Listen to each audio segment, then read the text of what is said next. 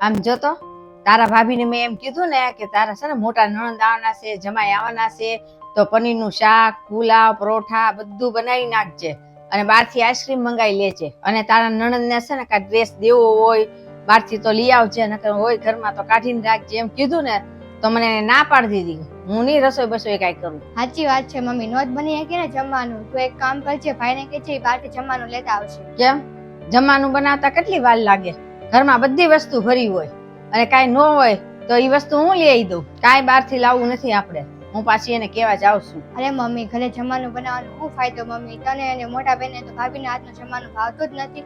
જ્યારે ભાભી જમવાનું બનાવે ને તમે બે એમ જ ભૂલ જ કાઢ્યા રાખો છો કે છે ને ખાવામાં છે ને મીઠું ઓછું પડ્યું છે, મરચું વધારે પડી ગયું છે મમ્મી.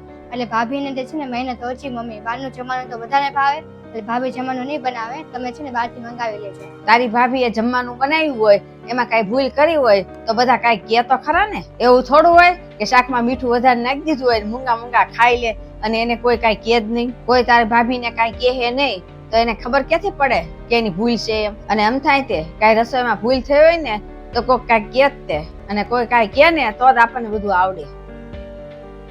અને એને કાંઈક હું કહી દઉં તો એને ખોટું ન લગાડવાનું હોય. અમે મોટા સેવી તો એને કાંઈક થોડું સાંભળી લેવું જોઈએ, એમાં ખોટું થોડું લગાડવાનું હોય. પેલા તો બહુ સારું કામ કરતી હતી, હવે એને શું થઈ ગયું છે? રોજ હું એને જોઉં છું, હું એને કાંઈક કહું ને તો મને રોજ ઊંધા ઊંધા જવાબ આપે છે. હા મમ્મી, એ તે સાચી વાત કીધી કે ભાભી છે ને પેલા બધું કરતા હતા. તું જે કહેતી હતી ને એ બધું કરતા હતા.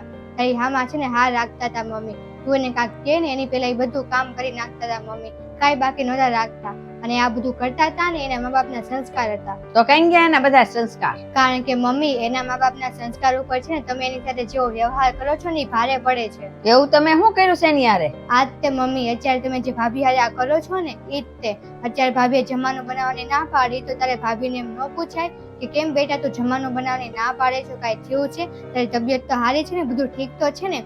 તારે એવું ન પૂછાય? પણ તે એવું નહીં પૂછવું હોય, તું સીધે છે ને સંભળાવા લાગી હોઈશ. તું દર વખતે આવું જ કરે છો. ભાભી તને કાંઈક વાત કરે ને તારી હારે તો તું એને સંભળાવા જ લાગે છે, તું એને સાંભળતી જ નથી મમ્મી. દર વખતેનું તારું આવું છે.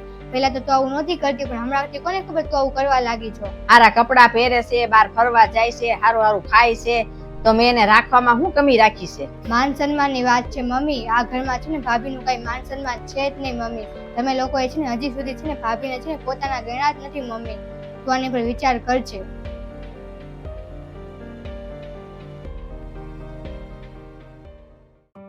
મમ્મી, ભાઈ માટે એક છોકરીનું માંગવા આવ્યું હતું, તેનું શું કર્યું? હા, માંગવું તો આવ્યું તું ને. છોકરી બહુ સારી છે અને સંસ્કારી છે અને સમજદાર છે. હવે તારા ભાઈને છે ને છોકરી દેખાડવાની બાકી છે. છોકરી છે ને દેખાવામાં કેવી છે ને એ તારો ભાઈ જોઈ લે ને પછી આપણે આગળ જોઈએ. અરે મમ્મી, દેખાવમાં શું છે? આજકાલ માણસો છે ને લુક્સ નથી જોતા. કોને કીધું કે દેખાવો મહત્વનો નથી? આજે માણસો છે ને સંસ્કાર નથી જોતા. ઓનલાઈન સંબંધ બંધાય છે ને તો ફોટો જોવે છે, કોઈ સંસ્કાર નથી પૂછતું. કોઈ છે ને એવું ન પૂછે કે તમારા સંસ્કાર કેવા છે, તમારો વ્યવહાર કેવો છે, તમે કોઈ યાર કેવી રીતના વાત કરો છો. એ તમારો ખાલી ચહેરો જ જોવે છે. પણ મમ્મી, ભાઈ તો બહુ સારો છે, આવું નથી વિચારતો. તું છે ને તારો ભાઈ છે ને એટલે તું આવું બોલશો. બાકી તો લગ્ન પહેલા છે ને કોઈ સંસ્કાર નથી જોતું. બધા એના છે ને ચહેરો જ જોવે છે. જો માણસ દેખાવામાં સારો હોય ને તો એની ભૂલે તે બધા માણસો સ્વીકારી લે છે. જો માણસ એને દેખાવામાં સારો ન દેખાતો હોય ને, એના સારા ગુણ હોય ને ઈ એને ખરાબ દેખાય.